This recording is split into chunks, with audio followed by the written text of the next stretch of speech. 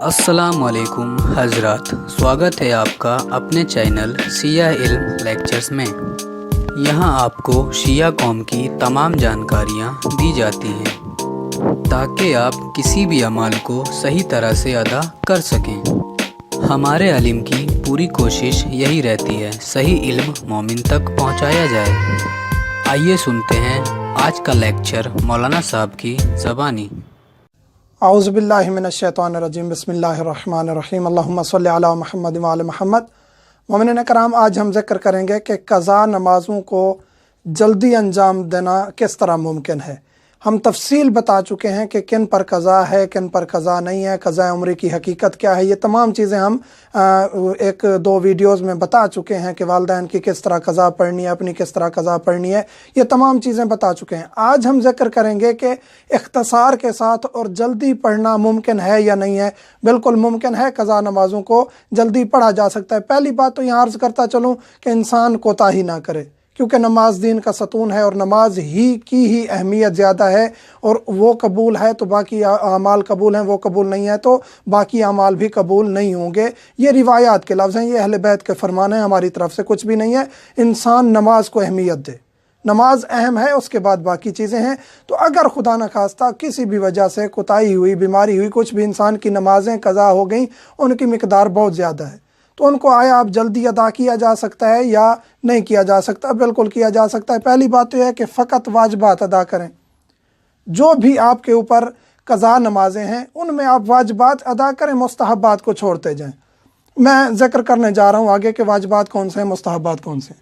अज़ान व इकामत की भी ज़रूरत नहीं है। आप अज़ान व इकामत नहीं भी कहेंगे, डायरेक्ट नमाज शुरू कर देंगे तो आप नमाज पढ़ सकते हैं। अज़ान व इकामत वाजिब नहीं है, मुस्तहब है।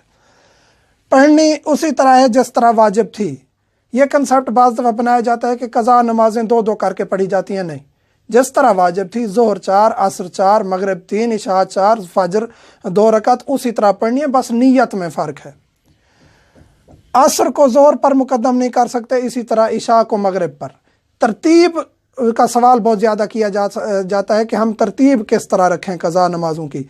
बाकी तो आप जिस तरह भी तरतीब रखते हैं कोई हर्ज नहीं है, लेकिन एक दिन की नमाज, आपको यकीन है कि मेरी मगरिब भी एक दिन में क़ज़ा हुई, इशा भी क़ज़ा हुई, या मसलन के ज़ोहर भी क़ज़ा हुई, असर भी क़ज़ा हुई, तो उस सूरत में पहले मगरिब पढ़ेंगे, फिर इशा पढ़ेंगे, पहले ज़ोहर पढ़ेंगे, फिर असर पढ़ेंगे। यानी ज़ोहर, असर और मगरिब, इशा, इनमें तरतीब ज़रूरी है। बाकी कोई तरतीब की ज़रूरत नहीं है। आप जिस तरह भी अंजाम देते हैं, आप क़ज़ा नमाज़ों को लिखते जाएं कि कितनी है और उनको हिसाब के साथ काटते जाएं कि इतनी पढ़नी है और उसी तरह अंजाम दें। कितनी है अंदाज़ा करेंगे, ये सवाल बहुत ज़्यादा होता है, बहुत ज़्यादा होता है कि हमें नहीं मालूम कि कितनी क़ज़ा नमाज़ें। अगर नहीं मालूम तो उसको अंदाज़ा किया जा सकता है। किस तरह अंदाज़ा करेंगे? आपको पता है कि हफ़्ते में मैंने 2 या 3 नमाज़ें छोड़ी हैं। अंदाज़ा हो सकता है कि मैं हफ्ते में 3 नमाज़ें छोड़ता था, 4 छोड़ता था, 6 छोड़ता था। उसी मुताबिक आप महीने का अंदाज़ा करेंगे। महीने में 4 हफ्ते होते हैं, आपने हफ्ते में 6 छोड़ी हैं, तो उसको हिसाब करके फिर उसके साथ साल को ज़रब दे लें, 12 महीनों को। और अगर 12 महीनों से ज़्यादा हैं, 12 यानी 4 साल की है, तो फिर 12 महीनों को 4 से ज़रब देंगे तो आपका हिसाब निकल आएगा। और ये ज़रूरी नहीं है कि आप 100% परफेक्ट हिसाब निकालें, ये ज़रूरी नहीं है।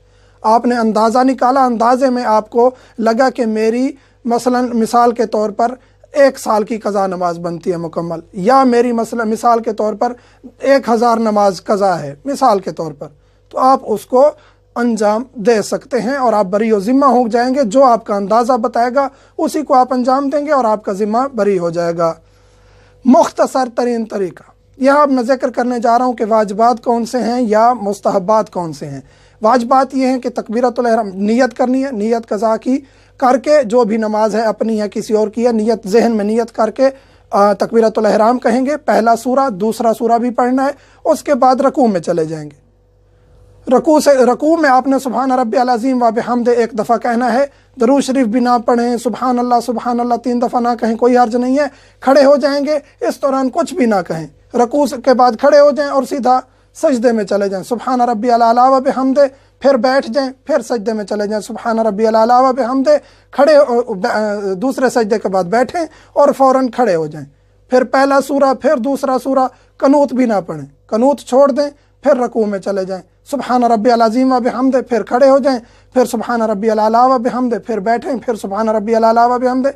इस दौरान आप अस्तगफिरुल्लाह जो 2 सजदों के दरमियान पढ़ते हैं वो भी छोड़ दें। बिहौलिल्लाहि व कुव्वतिही यक़ूमु व यक़ऊद, समी अल्लाहु लिमन हमिदा, ये छोड़ सकते हैं। तकबीरें, तकबीरतुल एहराम के अलावा बाकी तकबीरें भी आप छोड़ सकते हैं। यानी इस तरीके से आप अपनी नमाज़ों को इख्तिसार के साथ अंजाम दे सकते हैं। इसके अलावा मज़ीद कोई भी रियायत नहीं है कि 4 वाली 2 पढ़ लें या कोई क़ज़ाए उम्री पढ़ लें और बाकी माफ़ हो जाएं, कोई रियायत नहीं है। आपने अपनी ज़िंदगी में अपनी क़ज़ा नमाज़ें पढ़नी है। आपकी ज़िंदगी में कोई और भी आपकी नमाज़ें नहीं पढ़ सकता, आपके रोज़े नहीं रख सकता। आपने अपनी नमाज़ें और रोज़े खुद अंजाम देने हैं। मोमिनीन से एक दफ़ा फिर मुल्तमस हूँ, अब मैं बारहा गुजारिश कर रहा हूँ, व्हाट्सएप नंबर फ़कत फ़िकी मसाइल के साथ ख़ास रखें और ज़रूरी मसाइल पूछें ताकि हम आपकी बराबर खिदमत कर सकें। हमारे ऊपर इतना बोझ ना आए कि हम 1 या 2 दिन तक जवाबात को पेंडिंग में रख जाएं। कम सवाल होंगे, ज़रूरी सवाल होंगे, जल्दी जवाब देंगे ताकि तमाम मोमिनीन को उनको वक्त पर जवाब मिल सके। वल्हम्दुलिल्लाहि रब्बिल आलमीन।